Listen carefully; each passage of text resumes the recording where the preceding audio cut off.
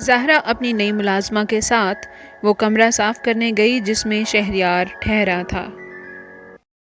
جب سے شہریار گیا تھا اس کمرے میں کسی کا جانا نہیں ہوا تھا۔ جب زہرا نے کمرے کا دروازہ کھولا تو حیرت کے مارے ساکن سی ہو گئی۔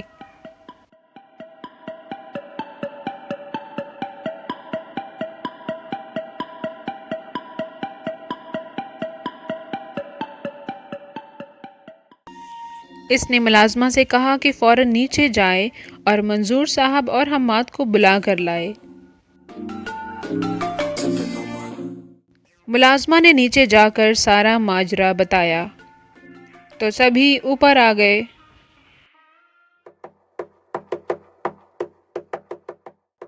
کیا دیکھتے ہیں کہ کمرے کی حالت ایسی تھی جیسے کوئی اجاڑ ہو۔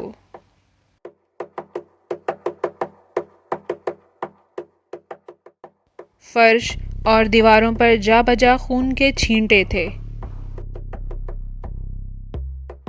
بستر کی چادر پھٹی ہوئی تھی، حالانکہ نئی بچھائی گئی تھی اور اسے جگہ جگہ سے ہاتھ سے پھاڑا گیا تھا۔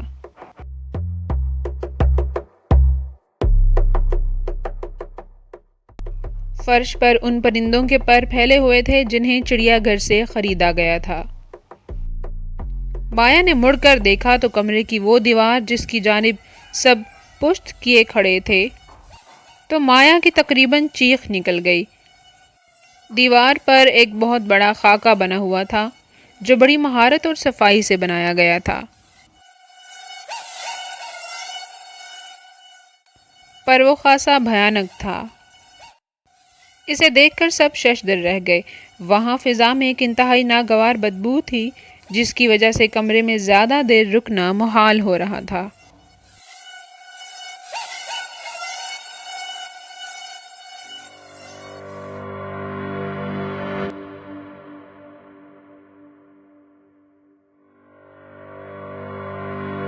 زہرا نے آگے بڑھ کر واش روم کا دروازہ کھولا۔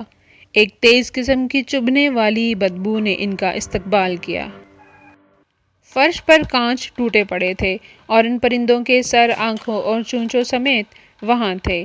سب ایک دوسرے کا منہ دیکھنے لگے اور پھر کمرے سے باہر آ گئے۔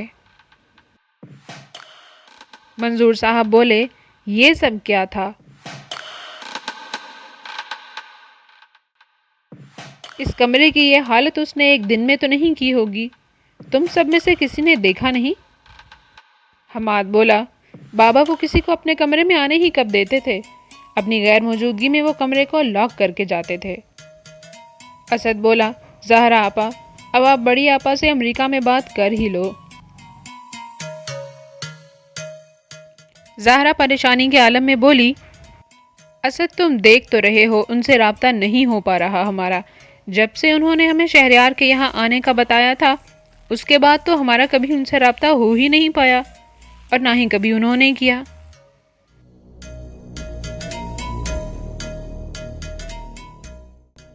اس کے بعد سب نیچے چلے گئے اور مختلف قسم کی قیاس آرائیاں کرنے لگے۔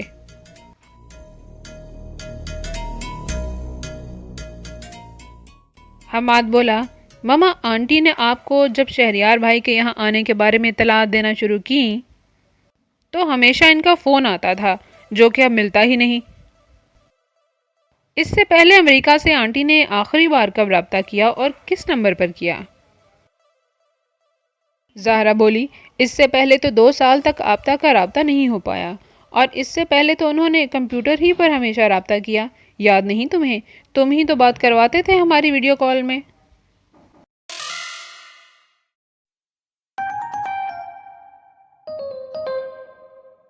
حماد سوچتے ہوئے بولا، ہاں وہ ہم سے اسکائپ پر بات کیا کرتی تھیں اور پھر اچانک انہوں نے رابطہ کرنا چھوڑ دیا، حتیٰ کہ جب ہم کرتے تھے تب بھی وہ ہمیشہ آف لائن ہوتی تھیں۔ مایا بولی، ہاں مگر انہوں نے جب شہریار کے آنے کے حوالے سے رابطے کیے تھے تب بتایا تو تھا انہوں نے کہ ان سے ہماری آئی ڈی کھو گئی تھی۔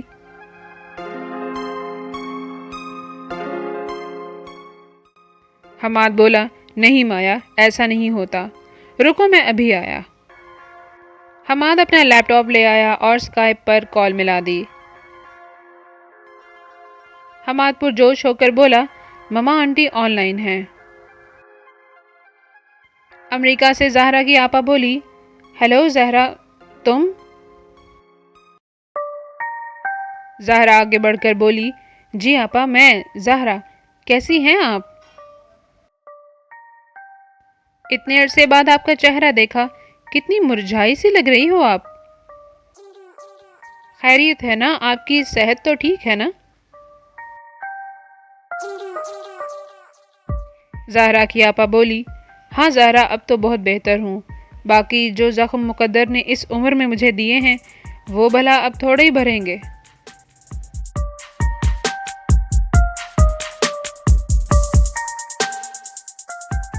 زہرا پریشان ہو کر بولی، کیا ہوا آپا، سب ٹھیک تو ہے نا؟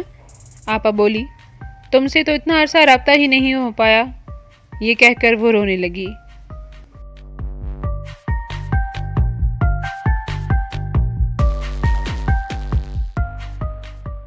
زہرا نے بے چین ہو کر پوچھا، آپا کیا ہوا؟ شہریار تو ٹھیک ہے نا؟ اور شاہ نواز بھائی؟